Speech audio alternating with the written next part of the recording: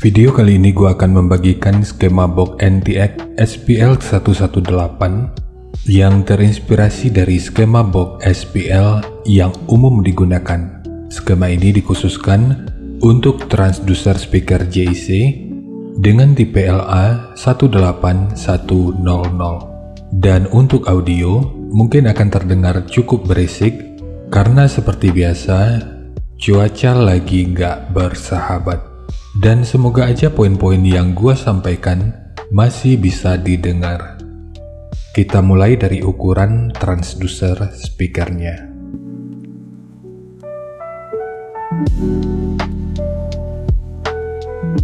Untuk diameter lubang pada box, ini ukurannya 425 mili, ukuran magnet 220 mili, ukuran total dari magnet hingga gasket 197 mili, ketebalan gasket 15 mili, ukuran antara baut 444 mili, dan ukuran terluarnya 475 mili.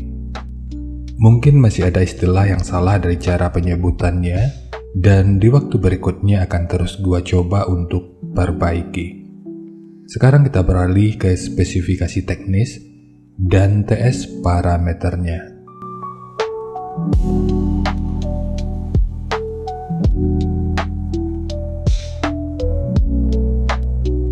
Kita mulai dari spesifikasi teknis.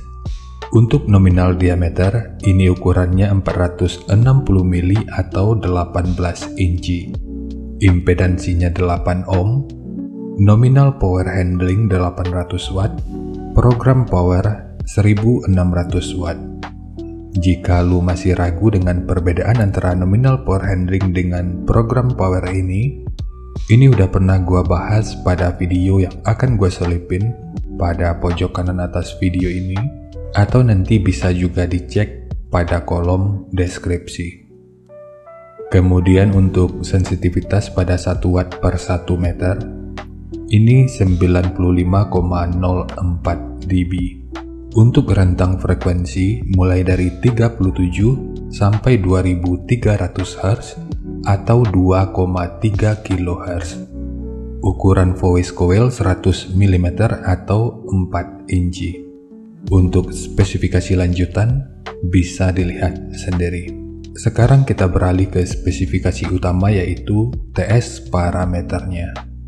Untuk Fs ini 36,34 Hz, RE 5,859 ohm, QMS 8,505, CAS 0,472, GTS 0,447, GMS 0,094 mm per Newton, MMS 203,3 gram, efisiensi 1,967%, BL 23,99 Tesla meter, fast 203,1 liter, SD 0,122 meter persegi, XMAX 8 mm, dan induktansi voice coil 1,068 mH.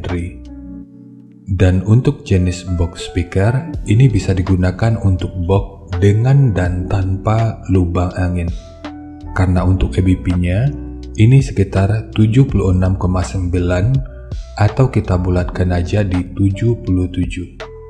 Cara mengetahui EBP ini juga udah pernah dibahas pada video yang akan gue selipin pada pojok kanan atas video ini, atau nanti bisa juga dicek pada kolom deskripsi. Sekarang kita masuk aja ke rincian semuanya.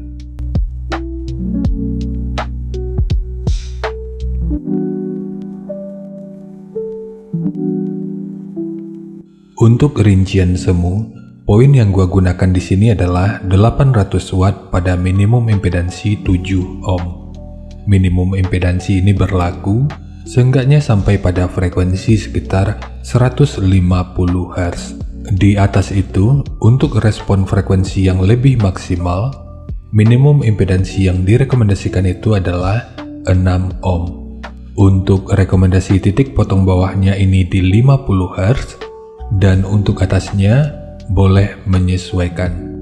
Tapi ini sifatnya tentu nggak mengikat, jadi nanti bisa dicoba aja sesuai karakter yang diinginkan. Dan untuk slope, nanti juga boleh menyesuaikan. Kemudian untuk puncak SPL-nya, ini diperkirakan mencapai sekitar 128 desibel. Semua ini merupakan rincian semu, jadi bisa lebih baik atau bisa aja lebih buruk dari yang diperkirakan. Karena untuk efisiensi akhirnya itu juga akan bisa dipengaruhi oleh beberapa faktor. Apakah itu kerapian dan kepresisian dari pembuatan box, kualitas bahan, hingga equipment yang digunakan. Sebelum melanjutkan, harap baca deskripsi video karena ada beberapa informasi tambahan terkait bahasan yang ada pada video ini.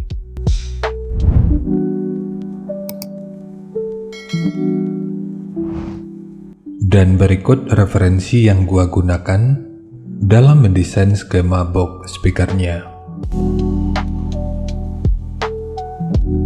Jadi dari transfer function magnitude ini kita bisa melihat, meskipun dipotong di 50 Hz, frekuensi 43 Hz ini udah bisa direspon pada minus 3 dB dan 49 Hz pada 0 dB.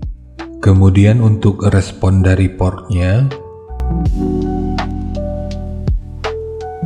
dengan daya 800 watt, pergerakan udara pada port ini diperkirakan sekitar 8,07 meter per detik. Sementara untuk gain yang dihasilkan oleh port kurang lebih seperti ini. Jadi secara teori, di sini port akan membantu dalam merespon frekuensi hingga sekitar 36 Hz pada minus 3 dB.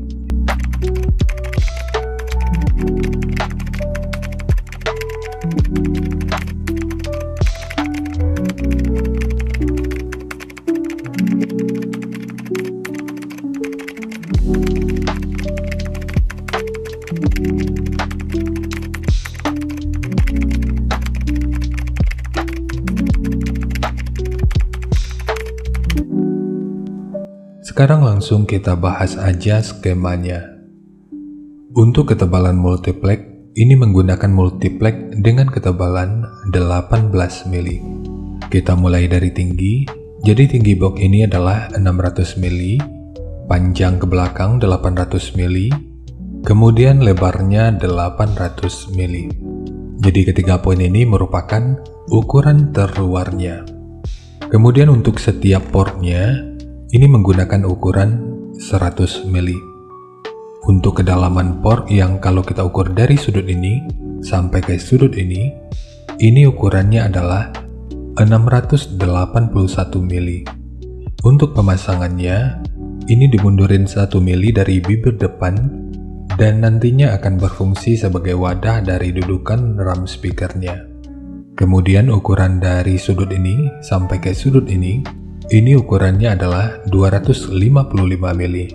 Ukuran dari sudut ini sampai ke sudut ini ukurannya 528 mili.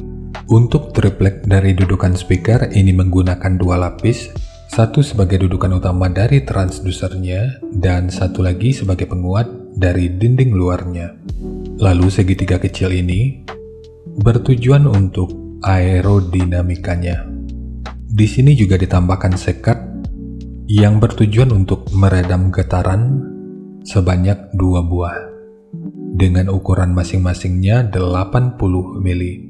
Dan jangan lupa dengan segitiga kecil di sisi kiri dan kanannya. Kemudian ukuran dari sudut ini sampai ke sudut ini ukurannya adalah 257 mili. Kemudian tekukan ini ukurannya adalah 177 mili dan ukurannya sama dengan tekukan yang ini. Dan terakhir triplek yang ini bertujuan untuk menambahkan estetika, dan yang paling penting triplek ini akan memberikan penguatan ekstra pada bagian depan box speakernya.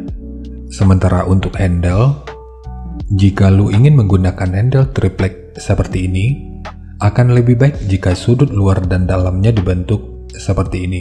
Ini bertujuan selain untuk menjaga aerodinamika, secara tampilan ini tentu juga akan lebih menarik. Jadi nanti tinggal lu custom aja sesuai kebutuhannya. Jadi segitu aja untuk skema dari box NTX SPL 118, khususnya untuk transducer speaker JC dengan tipe LA 18100. Jika nanti lu punya link review dan video check soundnya, silakan bagikan aja pada kolom komentar agar bisa dijadikan referensi juga buat teman-teman yang lainnya. Terima kasih untuk lu yang udah nonton sampai detik ini. Bagaimana tanggapannya atas bahasan kita kali ini? Sampaikan aja pada kolom komentar biar kita sama-sama bisa belajar agar lebih baik lagi. Dan seperti biasa, jika lu suka dengan bahasannya, silakan like dan share aja videonya ke teman-teman lain yang sekiranya juga suka dengan topik yang sama. Untuk lu yang udah berlangganan, terima kasih banyak atas dukungannya. Dan untuk lu yang belum berlangganan, jika berkenan, bantu subscribe-nya. Dan jangan lupa untuk baca kolom deskripsi dan kunjungi juga tab komunitas untuk mendapatkan informasi dan update terbaru. Jadi segitu aja, dan kita ketemu lagi pada video yang lainnya.